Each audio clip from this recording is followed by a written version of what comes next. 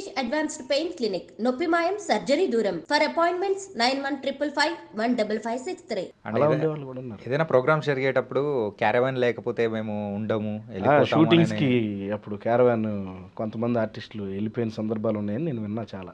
Okay. ఇంకోటి అండి బాబు, ఆ సినిమాలో నేనంటే ఎప్పుడు సినిమాలో ఆర్టిస్ట్ ప్రయత్నాలు చేసేంత అవకాశం నాకు రాలేదు. అవకాశం వస్తే నేను స్టార్ అయ్యేవాడిని కాదులే, కానీ నా టాలెంట్ నాకు తెలుసు. నాకున్న అతి కొద్ది టాలెంట్కి చాలా గొప్పగా బతుకుతున్నాను నా ఫీలింగ్. ఎందుకంటే నాకంటే చాలా చాలా టాలెంట్ ఉన్న వాళ్ళని చాలామందిని చూస్తూ ఉంటాను అప్పుడప్పుడు. నాకు ఈ స్టేజ్ షోలు ఉన్నాయి కాబట్టి బతుకుతున్నాను సార్. లేకపోతే ఓన్లీ సినిమాను టీవీని నమ్ముకుంటే ఎంత కష్టపడాలంటే చాలా కష్టపడాలి. నేను మూవీ కూడా ఏదో చేశారు అంటే చేస్తున్నాను కూడా, ఒక సినిమా డైరెక్ట్ చేస్తానండి, త్వరలో వివరాలు చెప్తాను. ఓకే. అండ్ ఒక మంచి నోన్ హీరోతో we are going to start. Producer and story everything is ready. 2-3 హీరోలు కూడా పరిశీలనలో ఉన్నారు. ఆ ముగ్గురు కూడా బాగా తెలిసిన వాళ్ళే. ఆ ముగ్గురు పేర్లు ఇప్పుడు చెప్తే మిగతా 2 హర్ట్ అవుతారు, ఒకళ్ళు ఫైన్ లేక. కాబట్టి ఆ హీరో ఫైన్ లేక అనౌన్స్ అండి. త్రివిక్రమ్ గారి సినిమాలో జ్యోతిలక్ష్మి డాన్స్ వేసేటప్పుడు చూపించిన అట్లుందనమాట. ఏం లేదు సార్, ఇది ఒక ప్రయత్నం సార్. సినిమా ఇండస్ట్రీని ఎవరిని తొక్కరు సార్. ఇప్పుడు బయట చాలామంది మాట్లాడుకుంటూ ఉంటారు కదా, వాళ్ళు తొక్కేసారు. ఎందుకు తొక్కుతారు? నువ్వు వాడు కాలు కిందకి వెళ్ళి నుంచుంటే తొక్కుతారు. దూరంగా వెళ్ళిపోయి నీ ప్రయత్నం నువ్వు చేసుకొని, నీ ఆపర్చునిటీ నువ్వు క్రియేట్ చేసుకో, వస్తుంది. నీ ఆపర్చునిటీ నువ్వు క్రియేట్ చేయటం ప్రయత్నం చేసావు, అవ్వలేదు. ప్రయత్నం చేసావు, ఫెయిల్ అయింది అంతే. మహా అయితే ఇంకో 100 ఏళ్ళు స్పాన్లు సార్ ఇక్కడ ఉండేది. ప్రతిరోజు ఈరోజు ఎండ్ ఆఫ్ ది డే కాదు, ఎండ్ ఆఫ్ ది లైఫ్ కాదు. యూ షుడ్ ఎంజాయ్ ఎవరి మూమెంట్ అంతే. ఏమన్నా పాజిటివ్ సార్ అంతే వస్తుంది. ఇప్పుడు నాకంటూ ఒక రోజు డెఫినెట్గా రాసి పెట్టి ఉంటుంది సార్. ఖచ్చితంగా ప్రతి ఒక్క లైఫ్లో అంతే ఆ ఫేజ్ అనేది ఖచ్చితంగా ఉంటుంది, ఖచ్చితంగా ఉంటుంది. రాసి పెట్టిన రోజు I will be the king. Nice.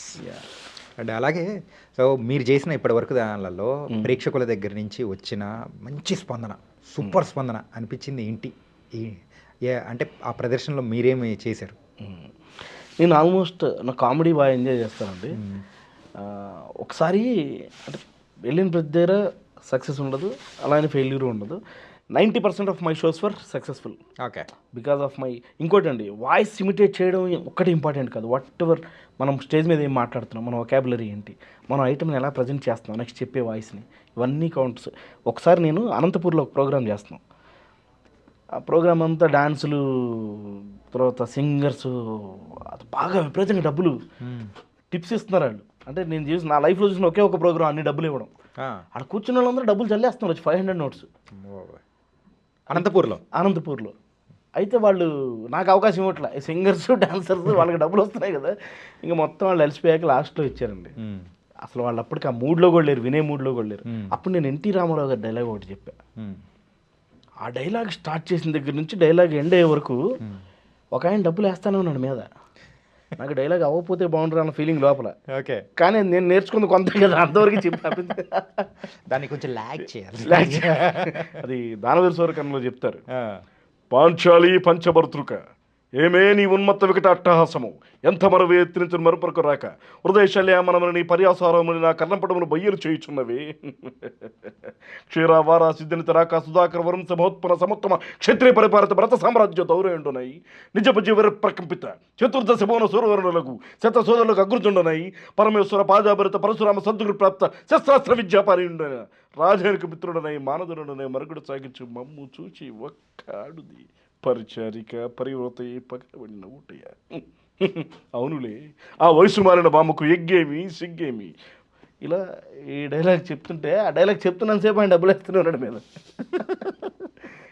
Appreciation అంటే చాలా చోట్ల చాలామంది మంచిగా ఇంకోటి స్టేజ్ మీద మనం టీవీల్లో ఇంకో దగ్గర ఏం చెప్పినా స్టేజ్ మీద అయితే డబుల్ మీనింగ్లు చెప్పడానికి, వల్గారిటీ చెప్పడానికి ఉండదు. ఇంకా ఈ ఇంపాక్ట్ మా మీద ఎలా పడిపోయిందంటే, కొంతమంది ప్రోగ్రామ్ పిలుస్తారు, పలానా రోజు అండి, ఓకే అంతా అయిపోతుంది సార్, కొంచెం మీరు ఆ డబుల్ మీనింగ్లు ఏమి లేకుండా ఎందుకు చెప్తాం సార్, డబుల్ మీనింగ్ డైలాగులు చెప్పాం సార్, స్టేజ్ మీద చెప్పం. ఏం అవసరం ఉంటుంది స్టేజ్ మీద, ఉంటే ఇంత లాంగ్ రన్ ఉండదు కదా. అండ్ లేటెస్ట్ ట్రెండ్ కూడా ఒకటి మనం చూస్తున్నాం, కేవలము ఈవెంట్స్ అట్లే కాకుండా సో పెళ్ళిళ్ళల్లో సో ఏదైనా కానీ మెహందీ ఫంక్షన్ కానీ అండ్ ఆ తర్వాత reception kind of thing, sangeet మెయిన్గా సంగీత్లో కూడా ఈ స్టాండప్ కామెడీ షోస్ కానీ బాగా ఇప్పటి నుంచి నేను చిన్నప్పుడు ఫస్ట్ నుంచి చేస్తున్నాను. నేను వెడ్డింగ్స్ చాలా, అసలు నేను ఫస్ట్ విజయవాడలో ఉన్నప్పుడు చేసిందే. విజయవాడ సైడ్ మ్యాక్సిమం ఈ పెళ్ళి అనేది ఆల్మోస్ట్ ఒక చిన్న కార్నివాల్లో చేస్తారు. అక్కడ సింగర్స్, డాన్సర్స్, యాంకర్స్, మిమిక్రీ ఆర్టిస్టులు, మెజిషియన్లు, క్లోజప్ మ్యూజిషియన్లు, రకరకాల art forms, different international art forms అన్నీ నేను చిన్నప్పటి నుంచి ఈ ట్రెండ్ ఏంటంటే మీరు అప్పుడు స్టార్టింగ్లో ఉన్నప్పుడు ఉంది, మధ్యలో కొంచెం తగ్గింది, మళ్ళీ ఇప్పుడు మళ్ళీ పెరుగుతుంది. ఇప్పుడు నేను సంగీతులకి యాంకరింగ్ చేయడానికి వెళ్తూ ఉంటాను. అంటే ట్యాంకర్లో ఉన్న డీడే యాంకర్ అనుకోకండి, మామూలుగా మాట్లాడడం కొంచెం బాగా మాట్లాడతాను, సెన్స్ ఆఫ్ హ్యూమర్ అది ఉంటుంది కాబట్టి, మల్టీలింగ్వల్ ఒక పర్పస్ ఉంది, ఇంగ్లీష్ హిందీ కూడా మాట్లాడగలుగుతా కాబట్టి సో నన్ను పిలుస్తూ ఉంటారు సంగీతులకి యాంకరింగ్ ఇవి చేస్తూ ఉంటా. తర్వాత కొంచెం స్పోర్ట్స్ యాంకరింగ్, స్పోర్ట్స్ కామెంటరీ చేస్తూ ఉంటా అప్పుడప్పుడు.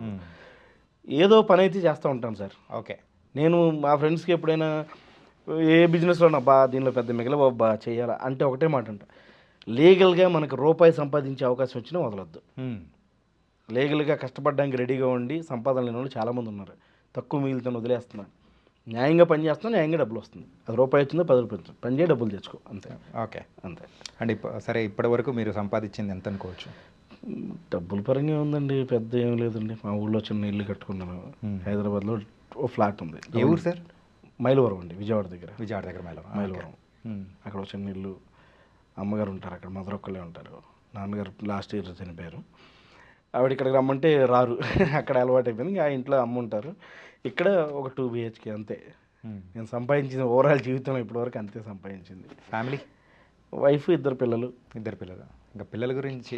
2 అబ్బాయిలా? 2 అబ్బాయిలు, బోత్ అబ్బాయిలు, 2 స్పోర్ట్స్ మెన్, క్రికెటర్స్ చెయ్యాలని నా గోల్. ఇప్పుడు నాకున్న లక్ష్యం ఏంటంటే నేను ఏదో పెద్ద అవ్వాలని అయిపోయింది.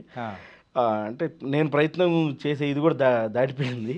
వాళ్ళిద్దరిని మంచి స్పోర్ట్స్. మీరు ఇప్పుడు చేసి బ్యాట్ పట్టుకొని చేశారంటే మీరు కూడా ఒక జెర్సీలో నాని లెక్క మీరు కూడా అవుతారేమో సార్. ఆ ఏజ్ కూడా దాటిపోయింది. ఇంటర్నేషనల్ క్రికెట్కి రిటైర్డ్ ఇచ్చే ఏజ్కి దగ్గరలో వచ్చేసాం. ఓకే. మా వైఫ్ రీసెంట్గా బాగా బోర్ కొడుతుందని, ఇంట్లో ఖాళీగా ఉంటే నాకు బోర్ కొడుతుందని she has started dance studio అనమాట. We hire some dance choreographers and తను వెరీ రీసెంట్లీ ఒక 1 month కూడా అవ్వలేదు. ఓకే. పిల్లలు క్రికెటర్స్ అంటున్నారు, అంటే క్రికెట్ మీద నాలెడ్జ్ మీకు ఎంత ఉంటే మీరు అక్కడ అంటే వాళ్ళని అంతగా చేయాలనుకుంటారు కదా? ఐ డూ ప్లే అండి. నేను ఇప్పటికీ వీక్లీ ఒక ఫుల్ డే క్రికెట్ గ్రౌండ్లో గడుపుతా. ఓకే. కంప్లీట్గా ఒక రోజు అంతా క్రికెట్ గ్రౌండ్లో వారానికి ఒక రోజైనా ఉండాల్సిందే. మీలాంటి వాళ్ళే సార్, మన హైదరాబాద్ చుట్టుపక్కల గ్రౌండ్లు పెరిగిపోయినాయి. 150 గ్రౌండ్స్ పైన ఉంటాయి. సండే వచ్చిందంటే మీరు 150 గ్రౌండ్స్ 200 గ్రౌండ్స్ కూడా ఖాళీ ఉండవు. అంతెందుకు ఇది చిలుకూరు రూట్లో మొత్తం గ్రౌండ్స్ ఉంటాయి. ఏంటంటే ఆ భక్తుల కంటే వీళ్ళు ఎక్కువ ఉంటారు, బ్యాట్లు వేసుకొని సండే పూట పోతూ ఉంటారు.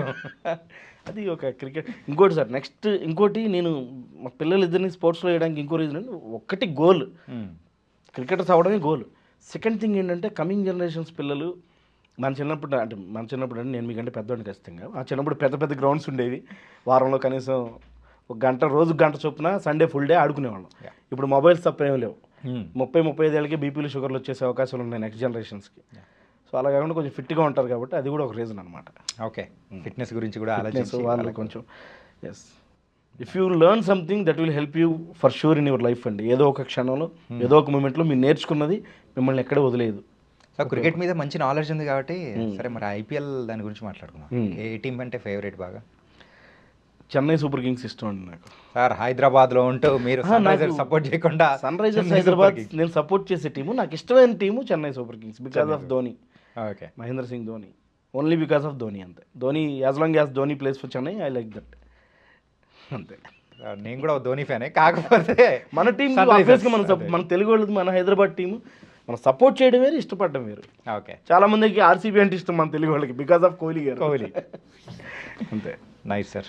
అండ్ ఒక మంచి హ్యాపీ లైఫ్, మీ అనుకున్న మంచి హ్యాపీ లైఫ్ అనేది కూడా లీడ్ చేసుకుంటూ ప్రోగ్రామ్స్తో బిజీగా ఉంటూ అన్నీ చేసుకుంటూ వెళ్తున్నారు. అదే ఇంత సరదాగా ఉన్న లైఫ్లో ఎప్పుడైనా కానీ ఎందుకు ఈ లైన్లోకి వచ్చాము చాలాసార్లు అనిపించిందండి. అంటే ఎలాంటి సందర్భాల్లో? నేను ఎంబీఏ చేశాను యాక్చువల్గా. ఎంబీఏ అప్పుడు క్యాంపస్ జాబ్ చిన్న కంపెనీలో, అప్పుడు అంటే నేను చదివిన విలేజ్ కాలేజ్ అది కోదాడలో, అక్కడ చిన్న కంపెనీలో జాబ్ వస్తే నేను అసలు రిజెక్టెడ్. తర్వాత నేను సర్టిఫికెట్స్ కూడా ఎంబీఏవి నా పాస్పోర్ట్ కావాలి కాబట్టి 4 ఏళ్ల తర్వాత తెచ్చుకున్నా కాలేజీకి వెళ్ళి. ఇప్పుడు నా ఎంబీఏ క్లాస్మేట్స్ కొంతమంది చాలా రిచ్గా యూఎస్లో, కొంతమంది ఇంకో దగ్గర, కొంతమంది ఒకళ్ళిద్దరు గవర్నమెంట్ జాబ్స్లో అయిపోయిన తర్వాత అనిపిస్తూ ఉంటుంది, బాగా హ్యాపీగా నెల జీతం వచ్చేసి ఉండేవాడిని కదా ఇక్కడ ఉండకుండా. మరి ఇక్కడికి వచ్చి ఏమైనా పెద్ద సెలబ్రిటీ అయిపోయి పెద్ద స్థాయికి ఏమైనా వెళ్ళామంటే ఇక్కడ పెద్దగా వెళ్ళింది లేదు. గుర్తుపడతారు చాలామంది, నన్ను గుర్తుపడతారు, పెద్ద సెలబ్రిటీలు గుర్తుపడతారు, మంచిగా మాట్లాడతారు. నేను కనపడితే వెళ్ళగానే వచ్చి పలకరిస్తారు. కానీ ఆడియన్స్కి నేను ఇంకా తెలియదు అన్న చిన్న ఇది లోపల ఖచ్చితంగా ఉంది. కాకపోతే దానివల్ల పెద్ద బాధ అయితే నాకు లేదు. ఎందుకంటే when you are known to people that should help your net worth. Net worth లేకుండా జస్ట్ జనానికి మీరు తెలియడం వల్ల రోడ్డు మీద అందరి ముందు నడవలేరు తప్ప ఇంకో ఉపయోగం ఏం లేదు. ఓకే, మీరు పబ్లిక్గా షాపింగ్ చేయలేరు, పబ్లిక్గా ఇంకోటి తిరగలేరు, అది ఒక్కటి తప్ప ఇంక యూజ్ లేదు. Your popularity should help you, జేబుకి కూడా హెల్ప్ చేయాలి ఓకే, జాబుతో పాటు. అది అలాంటి పాపులారిటీ వస్తే ఐల్ బీ హ్యాపీ. అందుకే నేను ఇన్స్టాలో కానీ సోషల్ మీడియాలో కానీ యూట్యూబ్లో నాకు ఛానల్ పెట్టుకుని చేయడం కానీ ఏం చేయను. ఎందుకంటే అక్కడ పాపులర్ అవ్వడం వల్ల నాకు పెద్ద యూజ్ ఏం కనపడదు. నాకు ఇప్పుడు పాపులర్ అవ్వకపోయినా ప్రోగ్రామ్స్ బాగానే చేస్తున్నా, డబ్బులు బాగానే వస్తున్నాయి. ఎందుకు ఈ మధ్య అందరూ కూడా యూట్యూబ్ ఛానల్స్ స్టార్ట్ చేస్తూ అట్లా వెళ్తూ ఉన్నారు? ఈ ట్రెండ్ ఎంతవరకు కొనసాగుతుంది అనుకో? డబ్బులు సంపాదిస్తున్నారు కొంతమంది, డబ్బులు వస్తున్నాయి కదండి బాగానే, అంతే. దానికోసం డబ్బుల కోసమే ఏది చేసినా. మరి మీరు ఇంత టాలెంట్ పెట్టుకొని మీరు ఒక యూట్యూబ్ ఛానల్ స్టార్ట్ చేసి ఆ రకంగా కూడా అంటే ప్రేక్షకులకి రీచ్ అవ్వాలనో లేకపోతే మనీ పరంగా కానీ ఉండొచ్చు కదా? నేను అంత టైం పెట్టలేను. ఫస్ట్ ఆఫ్ ఆల్ ఏంటంటే వారంలో ఒకరోజు క్రికెట్ ఉంటుంది, 2 రోజులు ప్రోగ్రామ్ ఉంటాయి. 2 రోజులే ఉంటాయి, మిగతా రోజులు ఖాళీగానే ఉంటాయి. ఓకే, మిగతా రోజులు మా పిల్లలతో స్పెండ్ చేస్తా. వాళ్ళని నేను ఇంట్లో ఉంటే దగ్గరుండి గ్రౌండ్కి తీసుకెళ్తా, దగ్గరుండి ఇంటికి చేస్తా, దగ్గరుండి స్కూల్ ఇంటి పక్కనే. మళ్ళీ వాళ్ళు ఎలా ఆడుతున్నారో చూస్తా. వీక్లీ ఒక 3 రోజులు వాళ్ళతో, 2 రోజులు ప్రోగ్రామ్స్తో, ఒక రోజు క్రికెట్తో అలా వెళ్ళిపోతుంది. ఇంకో రోజు ఏమన్నా అంతే. ఆ వీక్ షెడ్యూల్ ప్రతి వీక్ ఎట్లెట్లుండాలి ఏంటి అనేది కూడా మీరు వారంలో టైం టేబుల్. వారంలో మ్యాక్సిమం 2 ప్రోగ్రామ్స్ వస్తాయండి. వస్తే 3 వస్తాయి బాగా బిజీ అయితే, ఒక్కోసారి ఒకటే రావచ్చు. ఒక రోజు 2 రోజులు దానికి, ఒక రోజు క్రికెట్కి తీసి పక్కన పెడితే మిగతా రోజులు పిల్లలకి అంతే. కానీ అబ్రాడ్ది ఏదన్నా కానీ ఒకటి వచ్చిందంటే నేను రెగ్యులర్ చేస్తుంటాను సార్. గల్ఫ్ జీసీసీ కంట్రీస్కి రెగ్యులర్గా. నేను మొన్నే బహ్రెయిన్ వెళ్ళొచ్చా, 4 రోజులు అవుతుంది. మళ్ళీ నెక్స్ట్ మంత్ 20 కువైట్ వెళ్తున్నా. Nice sir. జీసీసీకి రెగ్యులర్గా వెళ్తూ ఉంటాను. ఇంకా ఈ యూఎస్ది ఎప్పుడైనా అవుతుందేమో చూడాలి. మరి అట్లాంటప్పుడు అంత టాలెంట్ ఉంది కదా సార్, ఒకసారి మా కోసం ఇంకొకటి ఏదైనా నవ్వించగలిగితే ఇంకా మేము హ్యాపీగా ఫీల్ అవుతాం సార్. ఇంకోటి అండి, కాపీ చేస్తూ ఉంటారు చాలామంది. ఏదైనా ఒక ఐటమ్ వచ్చిందంటే అందరూ అదే చేస్తూ ఉంటారు. అలాగా స్టార్టింగ్లో అరుంధతి సినిమా వచ్చినప్పుడు ఒకటి చేశాను. ఓసై అరుంధతి అని భయంకరంగా ఉన్న క్యారెక్టర్ని కమెడియన్స్ చేయాలి. పశుపతి క్యారెక్టర్ కొండవలస లక్ష్మణరావు గారు వచ్చి, అరుంధతి ఏంటి నీకు బుద్ధిందా? బుద్ధిందా అని అడుగుతాను. 1 కాదు 2 కాదు, 80 ఏళ్ళు లానడితే అడగను బతుకుతాడా? బతుకుతాడే చెప్పు. లోపల గాలి కూడా రావట్లేదు, గిల్ల కొట్టేసి కట్టినాను. ఒకసారి తలిపితే బయటకొచ్చి గాలి పీల్చుకుంటున్నానే. ఏంటి అర్థమవుతుంది ఏంటి? అయితే ఓకే. ఇలా కొండవలస గారు అయితే దీన్ని డిఫరెంట్గా విజయ్ దేవరకొండ ఈ క్యారెక్టర్ చెప్పాలి. Okay, star hero Vijay Devarakonda గారు పశుపతి క్యారెక్టర్. ఏంది అరుంధతి, నువ్వు నాకంటే గాలిజాలనే కానున్నావు. లోపటంతా చీకటిగా ఉంది, కనీసం నీళ్ళు ఇచ్చేటోడు కూడా లేడు. ఒక్కసారి తలుపు Arundhati, please Arundhati, love you Arundhati, love you. ఇలా అరుంధతి విలన్గా ఆయన కూడా క్రియేట్ చేసేయచ్చు. అండ్ ఐ డూ ఇమిటేట్ చాలా బాగా ఈ మధ్యకాలంలో నాకు పేరు తెచ్చిపెట్టిన పొలిటికల్ ఇమిటేషన్ చేయొచ్చు అంటే చెప్తాను. ప్లీజ్ చేయొచ్చు కదా. నేను చాలా అంటే నాకు తెలియకుండానే ఆ ప్రోగ్రాము మన అంతేగా ప్రదీప్ గారు ఉన్నారు కదండి, ఆయన చాలా సంవత్సరాల నుంచి పరిచయం. నాకు ఆయన మంచి motivational speaker, is multi talent. చాలామంది ప్రేక్షకులకు తెలియదు ఆయన టాలెంట్స్ గురించి. ఆయన చాలా ప్రోగ్రామ్స్ ఆర్గనైజ్ చేస్తుంటారు. ఆయన ఏ ప్రోగ్రామ్ పెట్టినా అందులో నా పెర్ఫార్మెన్స్ ఉంటుంది. ఆ రోజున ఒక అవార్డ్స్ ప్రోగ్రాంలో చేయమంటే నేను చిట్టి చిలకమ్మ రైము జగన్ గారు చెప్తే ఎలా ఉంటుందని చెప్పాను. ఓకే, అది విపరీతంగా గుర్తింపు వచ్చింది ఆ జగన్ గారి వాయిస్కి. ఓకే, వస్తారు జగన్ గారు. ఇవాళ చిట్టి చిలకమ్మ అనే పద్యాన్ని చెప్పదలుచుకున్నా. చిట్టి చిలకమ్మ అమ్మ కొట్టిందా, ఇవాళ ఒకటి అడగదలుచుకున్నా. చిట్టి చిలకమ్మని వాళ్ళ అమ్మ కొడితే ఓదార్చేవారు లేరా? అందుకే నేను పోయి ఓదార్స్తా చిలకమ్మని, అంతే చెప్పాను. దానికి ఆ నడుస్తూ ఆయన బాడీ లాంగ్వేజ్ ఇమిటేట్ చేస్తూ చాలా మంచి రెస్పాన్స్ వచ్చింది. సో అలాగే మేము ప్రోగ్రామ్స్కి వెళ్ళేప్పుడు పొలిటికల్గా కొంతమంది ఉంటారు, ఈ వాయిస్ చెప్తే ఆ వాయిస్ చెప్పొద్దు, ఆ వాయిస్ చెప్తే ఈ వాయిస్ చెప్పొద్దు అని. ఇది చాలా ఫేస్ ఇది వచ్చాక కూడా ఎంతమంది పొగిడారు. కొంతమంది మా జగన్ అన్న ఇమిటేట్ చేస్తావా? వీ రెస్పెక్ట్ దెమ్ అండి. జగన్ గారైనా, చంద్రబాబు గారైనా, కేసీఆర్ గారు సీఎం స్థాయిలో ఉన్న వాళ్ళు, వీఆర్ ఆఫ్టర్ ఆల్ సార్. వాళ్ళని ఇమిటేట్ చేస్తూ మేము. రాజశేఖర రెడ్డి గారు అప్పుడు ఉన్న టైంలో అనమాట, నంది అవార్డ్స్ ఫంక్షన్ జరుగుతున్నప్పుడు ఆయన ముందు శివారెడ్డి గారు సో అండ్ విజయ్ భాస్కర్ గారు, అవును, సో వాళ్ళు ఉన్నప్పుడు సో వాళ్ళ మాటలు ఎలా ఉంటాయి ఏంటా అని చెప్పేసి అందరిది సరదాగా నవ్వించడానికి చేశారు. అది భలే ఉండింది అసలు. నేను ఒక ప్యారడీ అంటే ఇది నువ్వు నాకు నచ్చావు సినిమాలో ప్రకాష్ రాజ్ గారి డైలాగ్ ఉంటుంది, అమ్మ అడుక్కున్నాను జన్మనిచ్చావు, ఏడిస్తే పాలిచ్చావు, వానస్తే కొడుకిచ్చావు, రాసుకోవటానికి పలకనిచ్చావు, గీసుకోవడానికి గడ్డం ఇచ్చావు. ఇలా ఒక కవిత చెప్తారు ఆయన. దీనికి సరదాగా రాజశేఖర రెడ్డి గారు ఏం చెప్తే బాగుంటుంది ఇదే కవిత ప్యాటర్న్లో అని కొన్ని ఫన్ అండి. అంతే, ఇది చాలా చోట్ల చెప్తాను నేను స్టేజ్ మీద కూడా, అందరూ ఎంజాయ్ చేస్తారు. అమ్మా, పథకాల పేర్లు పెట్టడానికి ఇందిరమ్మని ఇచ్చావు, పొగడానికి సోనియమ్మని ఇచ్చావు, కానీ మధ్యలో ఎందుకమ్మా కేసీఆర్ని తెచ్చావు. ఇలా సరదాగా చాలా లైటర్ నోట్లో తీసుకుంటారు. అంటే మనం చెప్పే విధానం. రైట్. ఇప్పుడు మా అన్నని ఏంట్రా అన్నాడు అనుకోండి, ఆయన మీద మీకు ఎంత గౌరవం ఉందో నాకు అంతకంటే ఎక్కువ గౌరవం ఉంది. Because we're imitating them to earn. Definitely we should respect them. ఏ పార్టీకో లేకపోతే ఏ పర్టికులర్ హీరోకో మేము ఫ్యాన్స్ కాదు. మాకు వాళ్ళందరినీ ఇమిటేట్ చేస్తూనే నాలుగు ఇక్కడ దాకా వచ్చాం కాబట్టి I respect all of them అండి. And it was very very nice sir. ఏంటంటే ఈ మనం చేసిన ఇంటర్వ్యూ టైంలో కూడా ఫస్ట్ ఒక సీరియస్ నోట్లో స్టార్ట్ అయ్యి ఏంటుంటాయి ఏంటనేది నడుస్తూ అండ్ తర్వాత ఇమిటేషన్, మిమిక్రీస్ అన్నీ తెలుసుకుంటూ సరదాగా గడిచిపోయింది. అంటే విత్ అనే మిక్స్డ్ ఎమోషన్స్. అలాగే ఒక మిమిక్రీ ఆర్టిస్ట్ కానీ సో ఒక ఆర్టిస్ట్గా ఉన్నప్పుడు ఒక యూనిక్ స్టైల్ అనేది ఖచ్చితంగా ఉంటుంది. అవునండి. ఆ యూనిక్ స్టైల్ సో అది మీరు ఎవరికి పరిచయం కానిది, పరిచయం చేయనిది చూపించండి. ఏదైనా ఉంటే ఒక్కసారి వాయిస్ ఉన్నాయి, 2 వాయిసెస్ ఉన్నాయి. వన్ ఈస్ వైజాగ్ ప్రసాద్ గారు అండి. వైజాగ్ ప్రసాద్ గారు, ఆర్టిస్ట్ వైజాగ్ ప్రసాద్ గారు. నువ్వు నేను ఉదయ్ కిరణ్ ఫాదర్. యా ఆయన చాలా సినిమాలు చేశారు కానీ నువ్వు నేనంటే ఇది గుర్తొస్తారు. ఎస్, ఆయన వాయిస్ ఇమిటేట్ చేస్తాను నేను. ఎవర్రా అది, ఏమిటి, వాళ్ళ నాన్న ఏం చేస్తుంటాడు? వాళ్ళ నాన్న పాత బస్తీలో పాల వ్యాపారం. పాల వ్యాపారమా? చూడు, నువ్వు ఒక కోటీశ్వరుడు కొడుకువి. ఇలా పాలు ముక్కుని వాళ్ళతో పేడ పిసుకుని వాళ్ళతో తిరగకూడదు, అర్థమైందా? పిచ్చి పిచ్చి వేషాలు వేస్తే తోక కత్తిరిస్తాను, నోరు మూసుకొని చెప్పించేయి. ఇలా వారిని ఇమిటేట్ చేస్తుంటా. అలాగే ఇంకొక వాయిస్ ప్రొఫెసర్ కంచాయిలయ్య గారు.